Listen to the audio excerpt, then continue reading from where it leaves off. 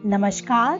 भारतीय संस्कृति को पूरे विश्व में सबसे प्राचीन और महान माना जाता है। भारत में पुराने समय से आज तक चले आ रहे कुछ रीति रिवाज ऐसे हैं जिन्हें हमारे पूर्वजों और साधु संतों ने अपनी संस्कृति का हिस्सा न सिर्फ इसलिए बनाया क्योंकि यह हमारे धर्म से जुड़े हैं, बल्कि इनके पीछे छिपा है पर्यावरण और मानव कल्याण।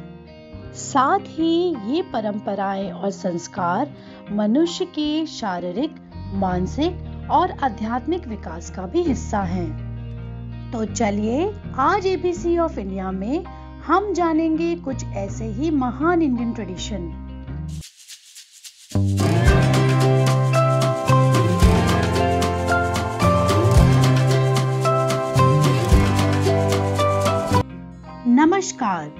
नमस्कार या नमस्ते शब्द की उत्पत्ति संस्कृत के शब्द नमस् से हुई है, जिसका अर्थ होता है एक आत्मा का दूसरी आत्मा के लिए आभार प्रकट करना या फिर एक प्राणी का दूसरे प्राणी के प्रेम और सम्मान के प्रति समर्पण।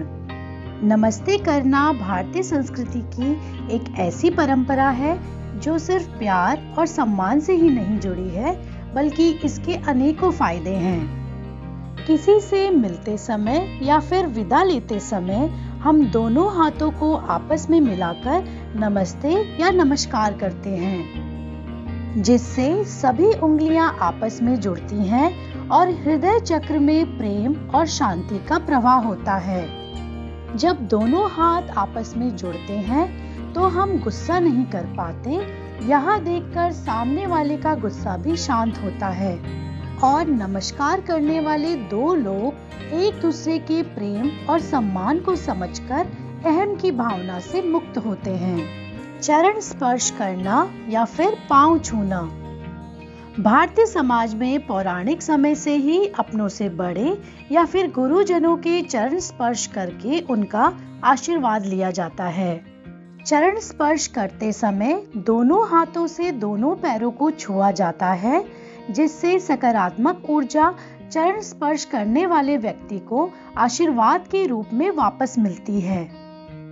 साथ ही चरण स्पर्श करने से एक शरीर से दूसरे शरीर में पहुंचने वाली ऊर्जा मनुष्य के अहंकार को खत्म कर विनम्रता और समर्पण का भाव जगाती है। चरण स्पर्श हमेशा दोनों हाथों से ही करना चाहिए, क्योंकि एक हाथ से पांव छूने को शास्त्रों में गलत बताया गया है। तिलक लगाना। भारत में तिलक लगाने की परंपरा को बेहद शुभ और मंगलमय माना जाता है। भारत में लोग पूजा पाठ के समय, त्योहारों में, शादी समारोह में या फिर किसी भी बड़े और शुभ काम को करने से पहले तिलक अवश्य करते हैं। तिलक माथे पर दोनों बाहों के बीच में लगाया जाता है, जिसे मुख्यतः कुमकुम, रोली, सिंदूर, चंदन, भस्म, हल्दी, चावल आदि जैसी चीजों का इस्तेमाल करके लगाया जाता है। माथे पर दोनों बाहों के बीच में आज्ञा चक्र उपस्थित होता है। तिलक लगाने से आज्ञा चक्र जागृत होता है, जिससे मनुष्य को शांति मिलती है, उसकी आयु लंबी होती है और उसका कॉन्फिडेंस बढ़ता है। साथ ही माथे पर तिलक लगाने से मोक्ष की प्राप्ति और ग्रहों को शांति मिलती है। हिंदू धर्म में ये मान्यता है कि बिना तिलक लगाए पूजा पाठ के सभी कार्य निष्फल होते हैं। मंदिर में बिना जूते चप्पल के प्रवेश करना। भारतीय समाज में मंदिरों में, पवित्र स्थलों में और कई घरों में भी जूते चप्पल पहनकर प्रवेश नहीं किया जाता। भारत में रहने वाले सभी लोग सदियों से चली आ रही इस परंपरा को निभाते आ रहे हैं। पर क्या आप जानते हैं कि ऐसा क्यों किया जाता है?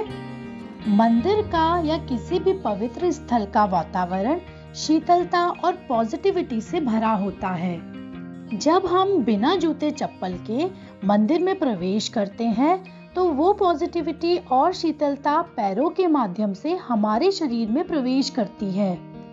जूते और चप्पल पाताल से आने वाली नेगेटिव एनर्जी को एब्जॉर्ब करते हैं और मंदिर के चारों तरफ की सात्विक और चैतन्य वातावरण को जूते चप्पलों की नकारात्मक ऊर्जा दूषित कर नष्ट कर देती है।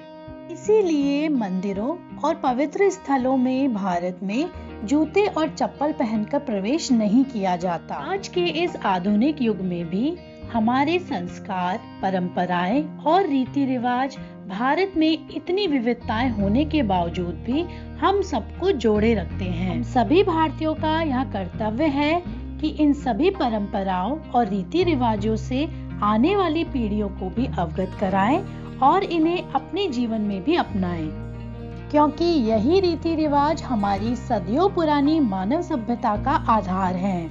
तो आज की इस वीडियो में बस इतना ही। अगर आपको वीडियो पसंद आया हो तो हमें लाइक एंड सब्सक्राइब जरूर करें।